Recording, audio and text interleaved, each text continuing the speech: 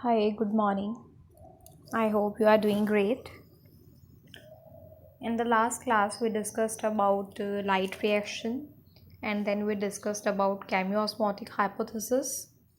In today's class, we will discuss some questions which are linked to the topic of photosynthesis, and then we will proceed our discussion with the C3 cycle, or you can say we will start with the dark reaction or light independent reaction of the photosynthesis.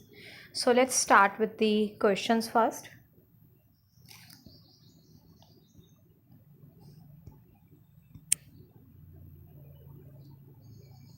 Okay, so the first question is, what is accomplished by the process of photosynthesis? Photosynthesis helps in the synthesis of glucose, that is plant food. This glucose can be used immediately, and whatever amount of glucose is left behind, that will be used by the plant in future.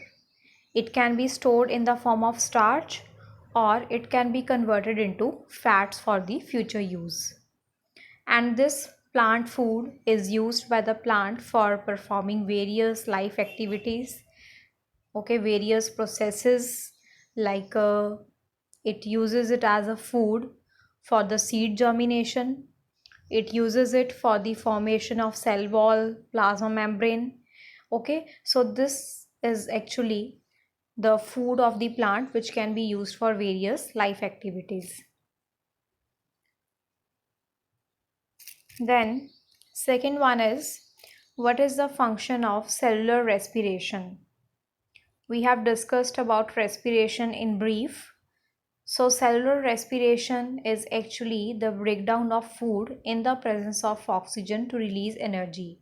So the main function of cellular respiration is to release energy, and that energy can be utilized for the production of ATP.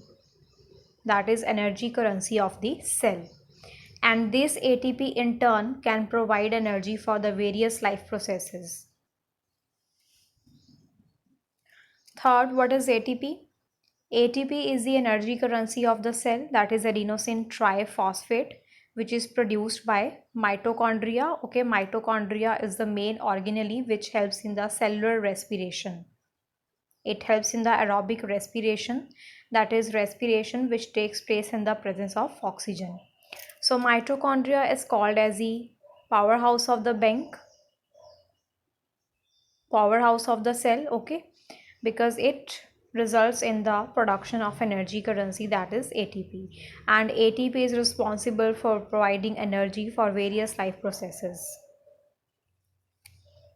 Next one, in terms of energy consumed and energy released, how is ATP related to ADP? Okay, so we have equation for this reaction, and the equation is adenosine diphosphate plus phosphate gives you adenosine triphosphate, and in this process energy is consumed. Okay, you need energy for this process, and this energy is actually coming from the respiration. When the food is broken down in your body, respiration is taking place, energy will be released, and that energy is actually utilized for making ATP. So during the process of ATP formation, energy is consumed. But when this ATP breaks down, it forms ADP and phosphate. Okay, it will give back ADP and phosphate, and during this breakdown of ATP, energy is going to be released. So during the production of ATP, energy is consumed, and during the breakdown of ATP, energy is released, and that energy which is released from the breakdown of ATP, that can be utilized for different functions in your body. It is responsible for sustaining different life processes and life activities.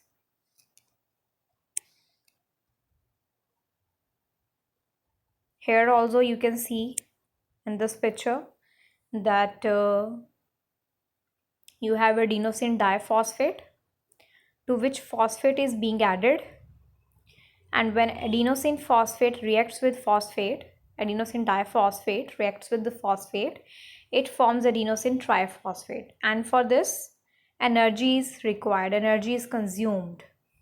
Then when ATP or adenosine triphosphate is broken down, energy will be released.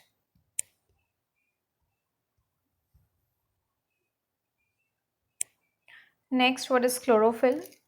Chlorophyll is a green colored pigment which is present in the green parts of the plant.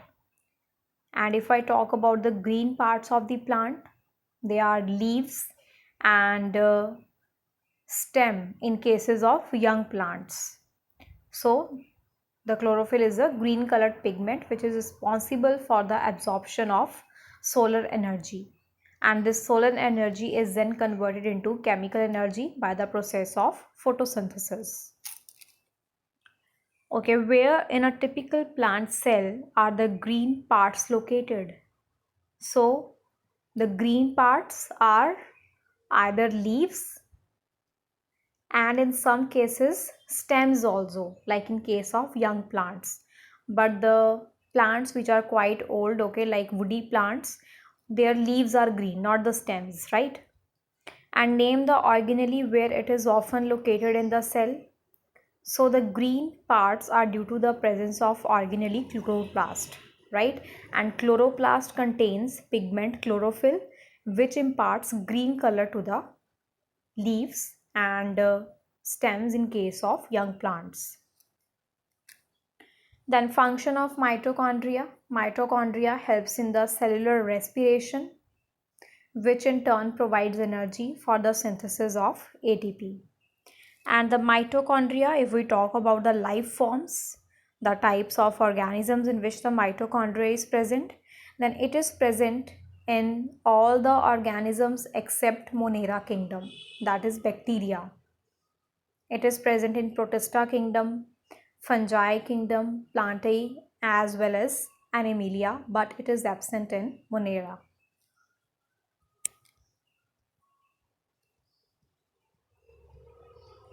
This experimental setup we have already discussed.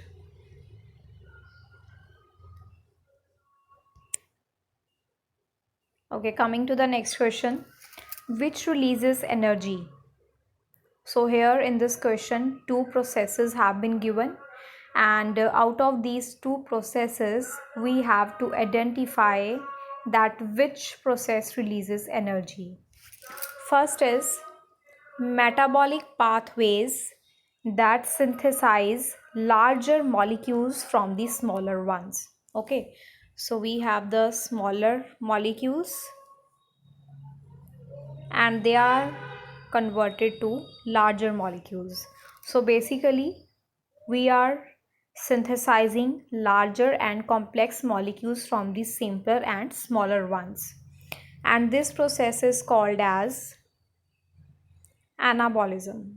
We have done different types of metabolism, that is catabolism and anabolism. So the process where smaller molecules or the simpler ones are converted into larger ones, they are called as anabolism. Second is the metabolic pathways that break down larger molecule into smaller ones. So we have larger molecules which are being broken down into the smaller ones. This is called as catabolism. Catabolism. So out of these processes, which one is going to release energy?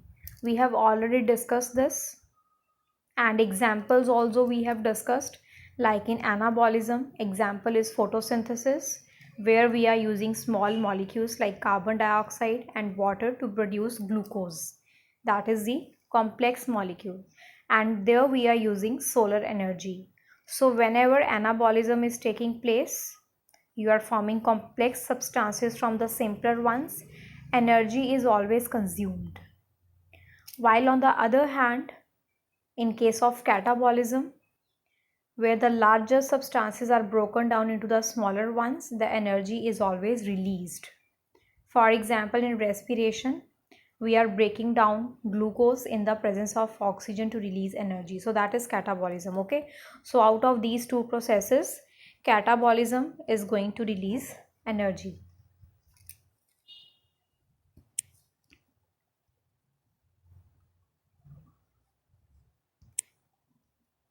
What happens to the electrons that are lost by a compound that is undergoing an oxidation reaction?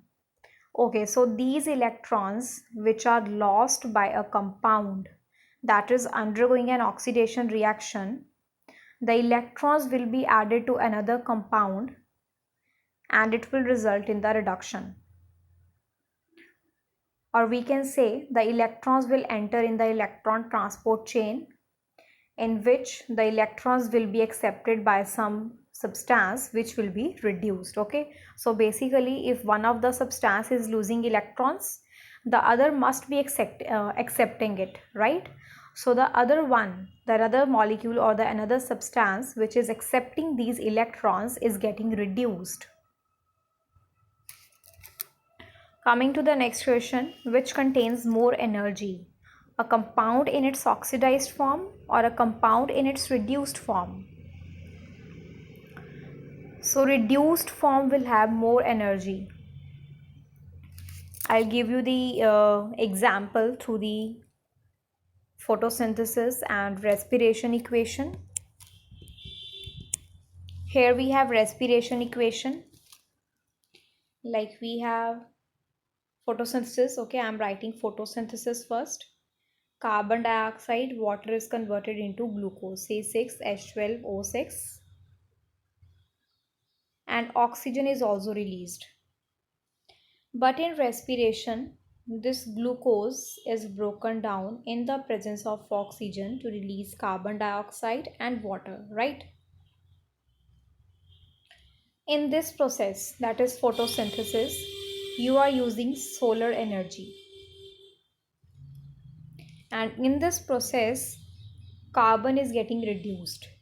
You can see the hydrogen is being added to carbon, as a result of which the carbon is getting reduced and it is converted into glucose.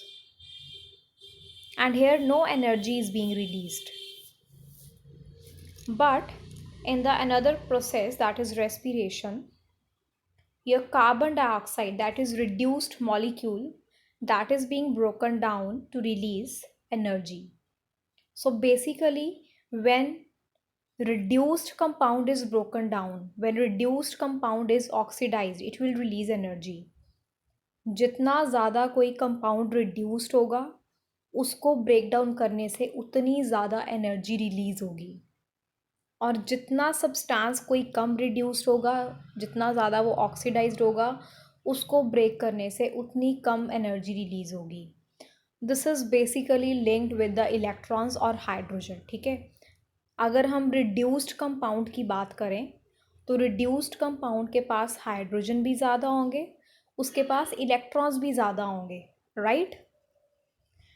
तो जब electrons को आप remove करोगे, ठीक है, या आप hydrogen को रिमूव करोगे, उसको ब्रेक डाउन करोगे, तो एनर्जी रिलीज़ होगी, राइट? सो इट मीन्स जितना आपका कंपाउंड रिड्यूस्ड होगा, उसके पास जितने इलेक्ट्रॉन्स होंगे या जितने हाइड्रोजन्स होंगे, उसको ब्रेक कर जब आप करोगे तो उतनी ज़्यादा अमाउंट में एनर्जी भी रिलीज़ होगी. So more reduced is the compound, more energy will be released from its oxidation.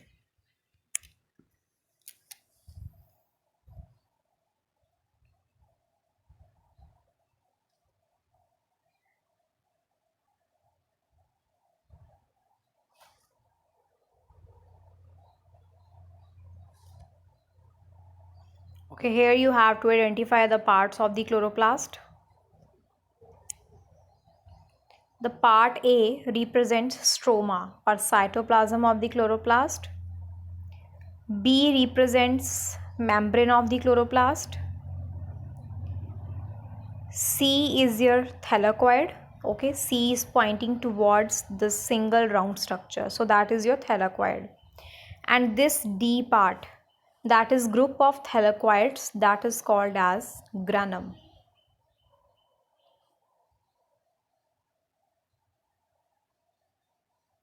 Okay, next is you have to identify the part of mitochondria that performs a function related to the process that occurs in the stroma of the chloroplast. Okay, so you are basically comparing the cytoplasm of the mitochondria and chloroplast. If in chloroplast a function is performed by the stroma, okay, then this function is going to be performed by matrix in the mitochondria. Okay, cytoplasm of the mitochondria is called as matrix and cytoplasm of the chloroplast is called as stroma.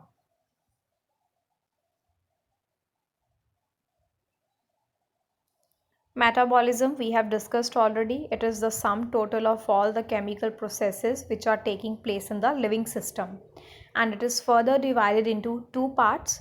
One is catabolism and the another one is anabolism. Catabolism involves breakdown of complex substance into simpler ones and it releases energy, while on the other hand anabolism uses energy to form complex substances from the simpler ones. Reducing power is actually the agent which helps in reduction of the compound. So it is basically reducing agent. ये दूसरे substance को reduce कर देगा और खुद oxidise हो जाएगा. For example, in case of photosynthesis equation, we have carbon dioxide, water, which forms glucose C6H12O6 and oxygen is also released. Here carbon is getting reduced to glucose. Carbon में hydrogen की addition हो रही है, so carbon की reduction हो रही है. और ये रिडक्शन कौन करवा रहा है? एक्चुअली वाटर के पास हाइड्रोजन है, so this hydrogen will be given to carbon and it is going to be reduced. So water is your reducing power or it is the reducing agent. Carbon को ये reduce कर देगा और खुद ये oxidise हो जाएगा.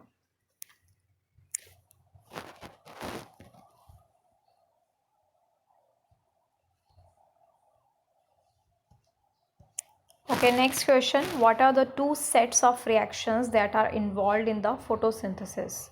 So what are the two sets? One is light reaction and the another one is light independent reaction or the dark reaction. Okay, so these are the two sets.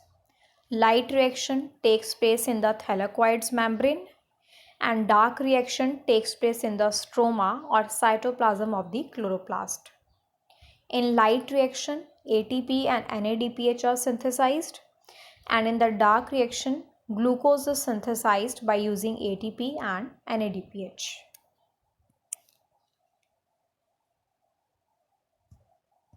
Okay, what is pigment?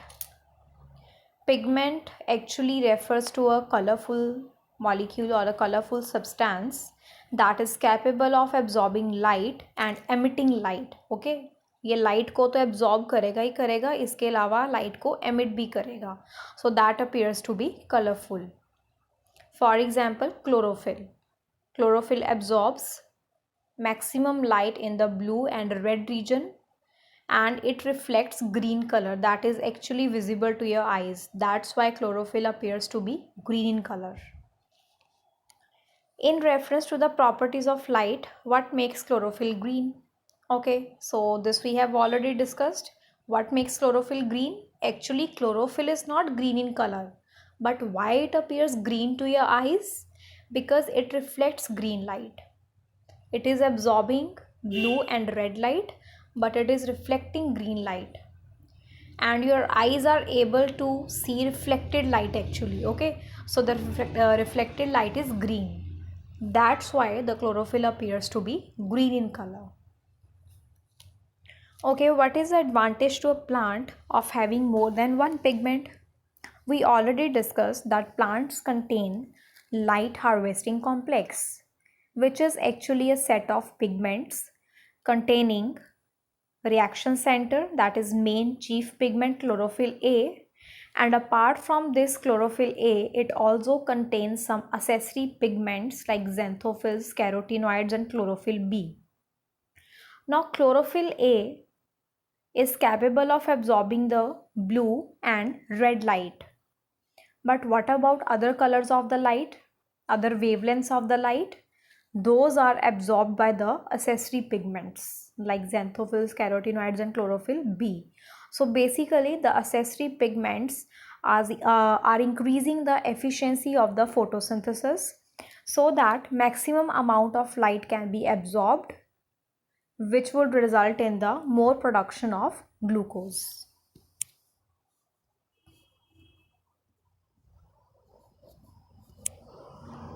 Okay, what is photosystem? Photosystem is actually a system containing set of pigments. It contains light harvesting complex, which contains main pigment, chlorophyll A, and the accessory pigments. And depending upon the absorption maxima of chlorophyll A, we have two types of photosystem, that is photosystem 1 and 2. If the chlorophyll A has absorption maxima at 680 nanometer, it will be called as photosystem 2, and if it absorbs the light of 700 nanometer, it will be called as photosystem 1.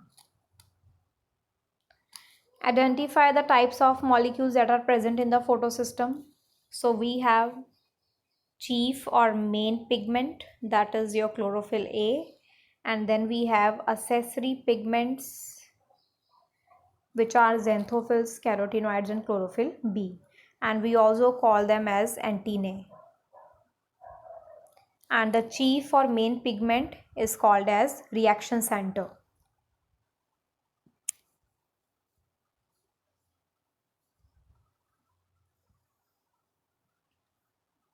Okay, now we are going to discuss an experimental setup to isolate or separate the plant pigments.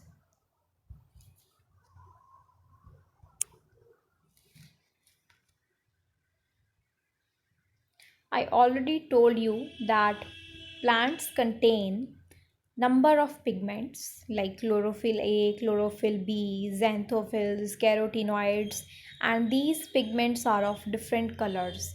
Like they can be yellowish orange, they can be yellow, they can be dark green in color, or it can be bright bluish green in color. Okay, if we talk about chlorophyll A, then that is very bright green in color. Okay, that is in the tone of bluish green.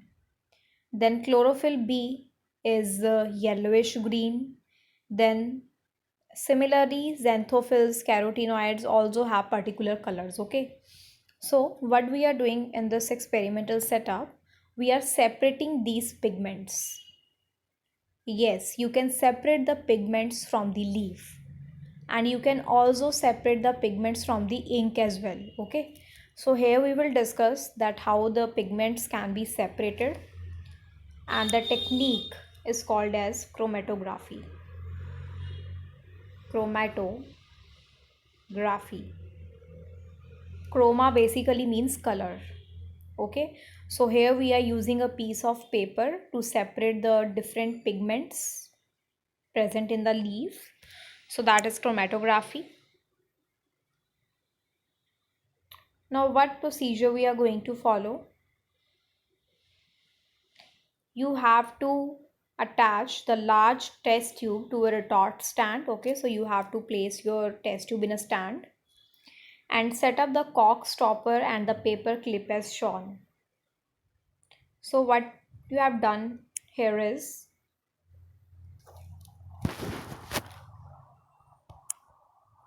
you have taken a test tube, right?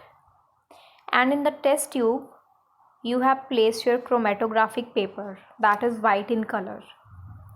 This chromatographic paper is dipped in the test tube, but make sure that the tip of the paper is not in touch with the bottom of the test tube. There should be distance between the bottom of the test tube and tip of the chromatographic paper. And in the test tube you have added a solvent. This solvent is actually a mix of acetic acid and ethanol. And it is highly volatile, so you need to cover it. अगर आप इसको cover नहीं करोगे properly test tube को तो ये सारा solvent जो है वो इवेपोरेट हो जाएगा. Second thing, this mixture is highly inflammable, it easily catches fire, so you need to be very careful while preparing this solvent, and you must take care that there is no inflammable material in your surrounding while you are making this mixture. Okay, so सबसे पहले आपको क्या करना है, you have to take the chromatographic paper. Like ये आपने paper ले लिया एक, उसको आपने इस शेप में काट दिया, नीचे से उसको कॉनिकल रखना है आपने. एंड आपको इतना डिस्टेंस छोड़ देना है पेपर पे, ठीक है, अबाउट 2 to 3 सेंटीमीटर डिस्टेंस छोड़ो. और यहाँ पे एक पेंसिल से मार्क कर दो, पेंसिल लाइन ड्रॉ कर दो एक. And at the centre of this pencil line you have to put a spot of the pigment. अब ये पिगमेंट कहाँ से लाओगे आप? Here in this experimental setup they have taken spinach leaves. ठीक है, तो आप स्पिनच लीव्स ले लो या कोई और लीव्स ले लो. स्पिनच लीव्स को आप अच्छे से क्रश कर लोगे, पेस्टल एंड मॉर्टर में उसको अच्छे से ग्राइंड कर दोगे. ठीक है, and while grinding it you can add some amount of ethanol so that the cell wall is broken down and your pigments come out easily. ठीक है, तो अच्छे से आप प्लांट मटेरियल को, उसके लीव्स को अच्छे से क्रश कर दोगे या you will make a very paste of it. Okay, thin paste of it. अब आपको उस पेस्ट में से धीरे धीरे यहाँ पे ड्रॉप लगाते जानी है. एटलीस्ट 15 to 20 टाइम्स आपको यहाँ पे ड्रॉप लगानी है. एक बार ड्रॉप लगाई, उसको ड्राई होने दिया, जब वो प्रॉपरली ड्राई हो गया फिर आपने दूसरी बार यहाँ पे डॉट लगाया, फिर तीसरी बार लगाया. ठीक है, तो ऐसे करके आपने 15 to 20 टाइम्स यहाँ पे ड्रॉप लगानी है सो दैट जो पिगमेंट है वो यहाँ पे अच्छे से एब्जॉर्ब हो जाए. अब आपका ये क्रोमेटोग्राफिक पेपर रेडी हो गया. अब आपने क्या करना है, इस क्रोमेटोग्राफिक पेपर को टेस्ट ट्यूब में डाल देना है. और टेस्ट ट्यूब में आपने क्या डाला हुआ है, solvent. Okay, solvent I already told you it is made up of acetic acid and ethanol and it highly volatile. तो आपने टेस्ट ट्यूब को कवर कर देना फटाफट. ठीक है, जैसे ही आपने इसमें अपना ये क्रोमेटोग्राफिक पेपर डाला, आपने ऊपर से टेस्ट ट्यूब के माउथ को कवर कर देना है सो दैट आपका जो सॉल्वेंट है वो इवेपोरेट ना हो जाए. Now while placing your chromatographic paper in the test tube you need to be very careful. आपको ध्यान रखना है कि ये जो आपका पिगमेंट स्पॉट है ये सॉल्वेंट के टच में ना आए, क्योंकि अगर ये पिगमेंट स्पॉट डायरेक्टली सॉल्वेंट के टच में आ गया तो इसमें जो पिगमेंट्स हैं वो एकदम से सारे स्प्रेड हो जाएंगे and you won't be able to see the separate pigments. ठीक है, इंडिविजुअल पिगमेंट्स आपको नज़र ही नहीं आएंगे, ये पूरा स्प्रेड हो जाएगा. सो आपका पिगमेंट स्पॉट जो है वो सॉल्वेंट से थोड़ा दूर होना चाहिए. सेकेंडली, आपका जो क्रोमेटोग्राफिक पेपर की टिप है that should not touch the bottom of the test tube. Okay, so you can see here your pigment spot is away from the solvent and the paper is not touching the bottom of the test tube, and your test tube is closed from the mouth so that the solvent does not evaporate. Now you have to place this experimental setup undisturbed for some time and you will be able to see the different pigments running on the chromatographic paper. ठीक है, इसके ऊपर आपको different colours नज़र आने शुरू हो जाएंगे. यहाँ पे पिगमेंट आ जाएगा, यहाँ पे आ जाएगा, यहाँ पे आ जाएगा, यहाँ पे आ जाएगा. ठीक है, मैंने तो एक ही कलर से यहाँ पे स्पॉट लगाए हैं. आपको कोई येलो नज़र आएगा, कोई येलोइश ग्रीन नज़र आएगा, कोई ब्लूइश ग्रीन नज़र आएगा, कोई डार्क ग्रीन नज़र आएगा. Okay, so in this way you will be able to see different colours at different distance. Okay, तो इस तरह से आपको यहाँ पे कलर्स नज़र आएंगे. You can call them as pigment A, B, C. ठीक है, and then depending upon the colours you will identify them. अगर वो ब्लूइश ग्रीन कलर का है तो वो क्लोरोफिल A होगा. अगर वो प्योर ग्रीन है, ठीक है, या येलोइश ग्रीन है थोड़ा, क्लोरोफिल B होगा. यानी येलो ऑरेंज है, ठीक है, तो ज़ैंथोफिल्स कैरोटीनॉइड्स होंगे. तो यहाँ से आपको क्या करना है, पहले तो आपको डिस्टेंस देखना है. Okay, you have to record the distance that each pigment travelled starting from where you applied the pigment. तो आपने यहाँ पे पिगमेंट लगाया हुआ है. अब आपको देखना है पिगमेंट एक ने कितना डिस्टेंस ट्रेवल किया है. तो यहाँ से यहाँ तक का डिस्टेंस देख लो. पिगमेंट पी का अगर डिस्टेंस देखना है तो यहाँ से लेके यहाँ तक मेजर करो. पिगमेंट सी का देखना है तो starting from here, from the starting point you have to measure the distance till point C. ठीक है. So in this way you can measure the distance of the different pigments. And this is a solvent front. Solvent front मतलब आपने test tube में solvent डाला हुआ था और आपकी जो टिप थी क्रोमेटोग्राफिक पेपर की, that was dipped in the solvent, right. तो ये सॉल्वेंट जो है ये धीरे धीरे क्रोमेटोग्राफिक पेपर पे ट्रेवल करना शुरू हो जाएगा. Because you know that paper is quite porous. Papers के बीच में छोटे छोटे पोर्स होते हैं and that pores can easily absorb water और एनी सॉल्वेंट. तो सॉल्वेंट क्या करेगा, इस क्रोमेटोग्राफिक पेपर के थ्रू ट्रैवल करना शुरू हो जाएगा. एंड मेक श्योर कि आप ये पूरा क्रोमेटोग्राफिक जो अपरेटस है इसको आप क्लोज कर दो, मतलब पेपर को इसमें से रिमूव कर दो जब आपका सॉल्वेंट जो है वो यहाँ तक आ जाए. ऐसा ना हो कि क्रोमेटोग्राफी चलती रहे है ना, और आपका सॉल्वेंट कहीं बाहर ही चला जाए यहाँ से उड़ के, वो इवेपोरेट ही हो जाए, तो उससे आपके रिजल्ट्स जो हैं वो डिस्ट्रक्ट हो जाएंगे. सो जैसे ही आपका सॉल्वेंट यहाँ तक पहुँचता है, ठीक है, मतलब आपने उसको पेपर के एंड तक नहीं पहुँचने देना, अदरवाइज़ वो इवेपोरेट हो जाएगा. तो जैसे ही आपको लगता है कि थोड़ा इवेपोरेट होने वाला है, पेपर के एंड तक पहुँचने वाला है, तो आप क्रोमेटोग्राफिक पेपर को टेस्ट ट्यूब से रिमूव कर दो. So in this way this experiment is perform. ठीक है, तो आपको हर किसी पिगमेंट का डिस्टेंस देखना है and you also have to note down the distance which is travelled by the solvent, that is solvent front. And then you have to calculate the R F value of each pigment. R F value आपको कैसे मिलेगी, that will be distance travelled by the pigment divided by distance travelled by the solvent. Distance travelled by the solvent आपका क्या है, starting from this point till this line, solvent front, that is the distance traveled by the solvent. So if I ask you to calculate the RF value of pigment B, तो ये क्या होगा, it will be original position of the pigment till pigment B.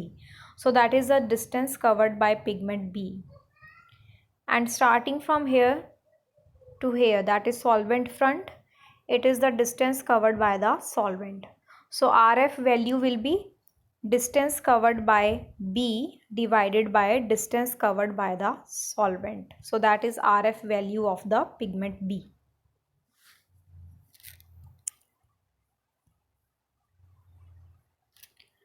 So in this way you can set up your chromatographic setup.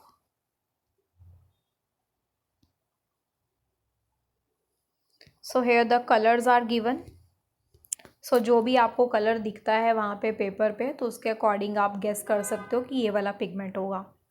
Bluish green chlorophyll A, yellowish green chlorophyll B, orange carotenoids, olive green phaeophytin, yellow is xanthophyll, blue is phycocyanin and red is phycoerythrin. So these are the different pigments which can be present in the leaf.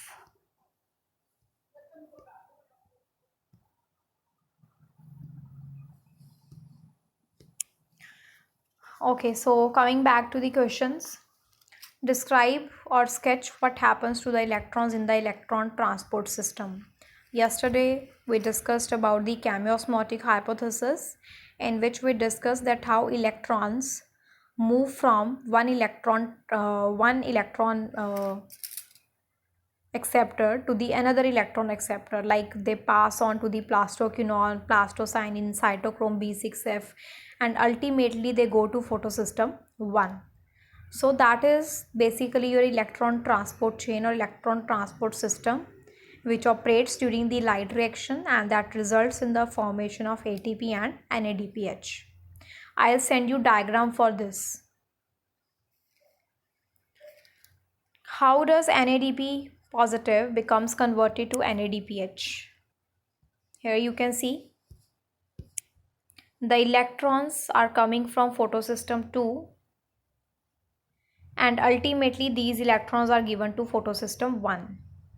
And when the electrons are coming back from the photosystem 1, the energy is released, and that energy is actually utilized for the conversion of NADP positive to NADPH.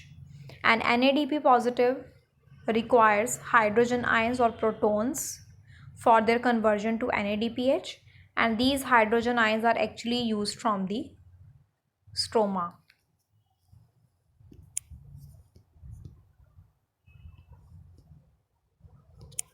Okay, how are electrons replaced in the photosystem 1? What is the source of replacement of electrons? This also we discussed in yesterday's video.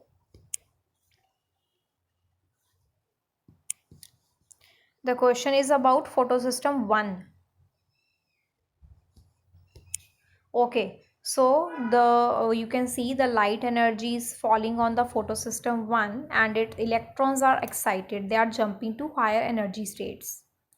तो अगर ऐसे ही इसके ऊपर light energy आती गई, इसके तो electrons निकलते जाएंगे, बट इसके पास इलेक्ट्रॉन कहाँ से आ रहे हैं? इसके पास इलेक्ट्रॉन्स आ रहे हैं फोटोसिस्टम 2 से, और फोटोसिस्टम 2 के इलेक्ट्रॉन्स को कौन रिप्लेस कर रहा है? Photolysis of water. Water is broken down in the presence of oxygen, which releases protons, oxygen and electrons, and those electrons will be given to photosystem 2. तो photosystem 2 के electrons replace करेगा water, and photosystem 1 के electrons को replace कर रहा है photosystem 2. ये हमने ऑलरेडी डिटेल में डिस्कस कर लिया था कल. So if you have any doubt, so go back and look at this video of the light reaction.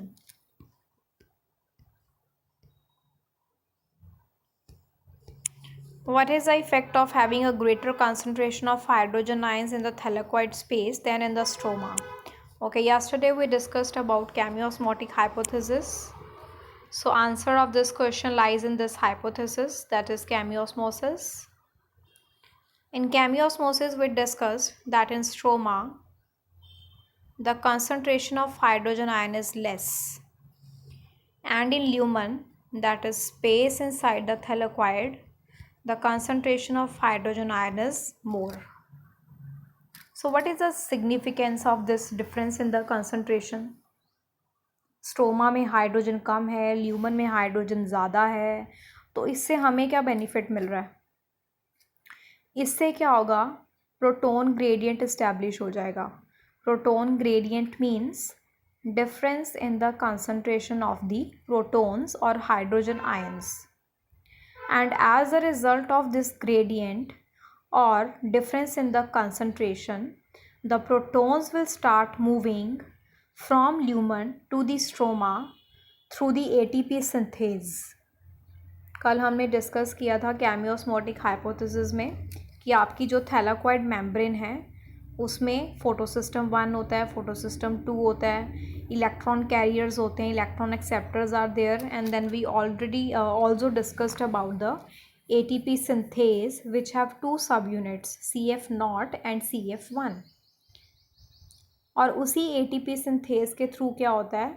Hydrogen ions move करते हैं from high concentration to the low concentration, that is from lumen to the stroma of the chloroplast. And while doing so, energy is released, and that energy is actually utilized by the ATP synthase for the production of ATP.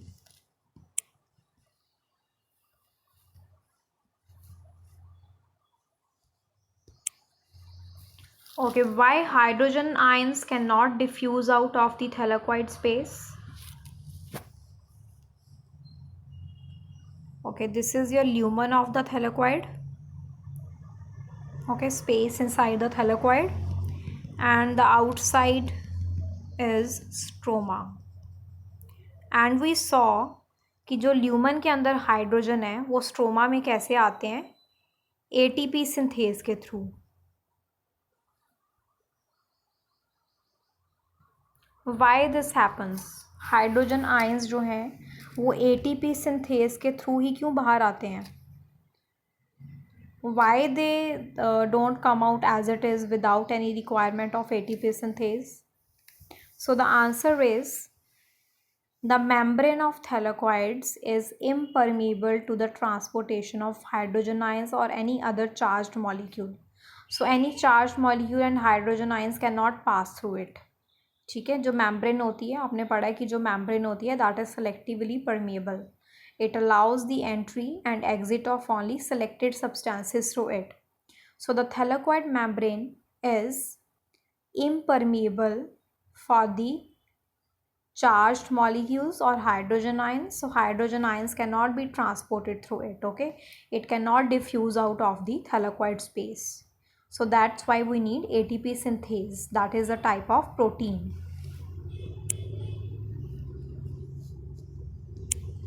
This we have already discussed, the function of ATP synthase, which helps in the ATP synthesis. It also helps in the transportation of hydrogen ions from the lumen to the stroma.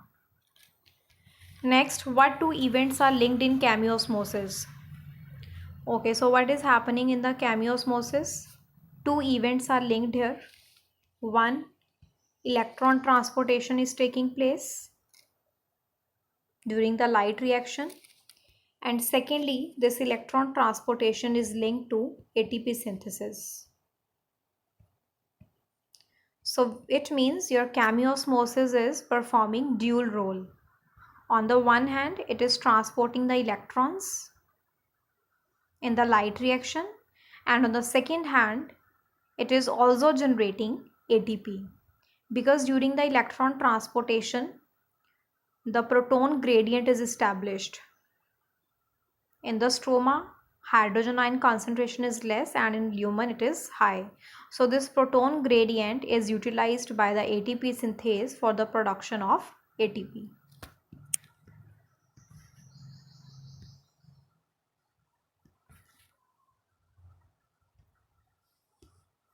Coming to the next question, state two reasons why hydrogen is not easily used as a fuel. The first thing is the concentration, or you can say the amount of hydrogen gas which is present in the atmosphere, that is quite low. So we cannot use it as a source of fuel. Nitrogen is 78%, oxygen is 21%, carbon dioxide 0.03%, but the hydrogen is present in very small amount, or you can say it is present in the trace amount. So it is not feasible to use it as a fuel, right? Second reason is, if we want to use hydrogen as a fuel, we need to do electrolysis of water.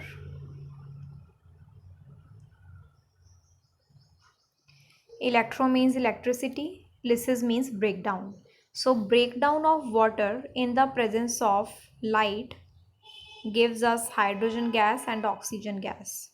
So this is one of the way to produce hydrogen gas, but this process is very expensive. So these are the two reasons, okay, why we can't use hydrogen as a fuel. One thing, it is not easily available in the environment. Second, if we want to produce hydrogen, we need to do electrolysis of water, which is very expensive process. And there are more reasons as well, like hydrogen is very explosive. It can easily catch fire. So it is very difficult to handle it. It is very difficult to store and transport the hydrogen gas as a fuel. Next, why scientists are investigating ways to produce hydrogen using an artificial system similar to photosystem 2. Okay, first of all, just look at photosystem 2, what photosystem 2 is doing. So this is your photosystem 2, which is participating in the light reaction in the thylakoid membrane, and here you can see it is responsible for the photolysis of water. Water is being broken down to release protons and oxygen gas. So scientists are investigating that photosystem 2 is releasing oxygen gas from the breakdown of water. तो क्या हम इसको as a source of hydrogen भी use कर सकते हैं? तो अभी इस पर रिसर्च चल रही है कि अगर हम फोटोसिस्टम 2 को आर्टिफिशली किसी ऐसे तरीके से यूज़ कर पाएँ कि जो वाटर की ब्रेकडाउन है उससे हमें ऑक्सीजन गैस मिल जाए, सॉरी हाइड्रोजन गैस मिल जाए। ऑक्सीजन तो मिल ही रही है, राइट, बट ये हमें हाइड्रोजन गैस नहीं दे रहा। यहाँ पे प्रोटॉन्स मिल रहे हैं, हमें हाइड्रोजन आयंस मिल रहे हैं, बट हाइड्रोजन गैस नहीं मिल रही। सो साइंटिस्ट आर इन्वेस्टिगेटिंग कि कुछ ऐसा भी अगर हो सकता है कि हम फोटोसिस्टम 2 को आर्टिफिशली ऑपरेट करके वाटर की ब्रेकडाउन से अगर हम हाइड्रोजन गैस बना पाएँ तो that would be very useful from the point of view of the fuel. ठीक है, उसको हम एज अ फ्यूल यूज़ कर पाएंगे।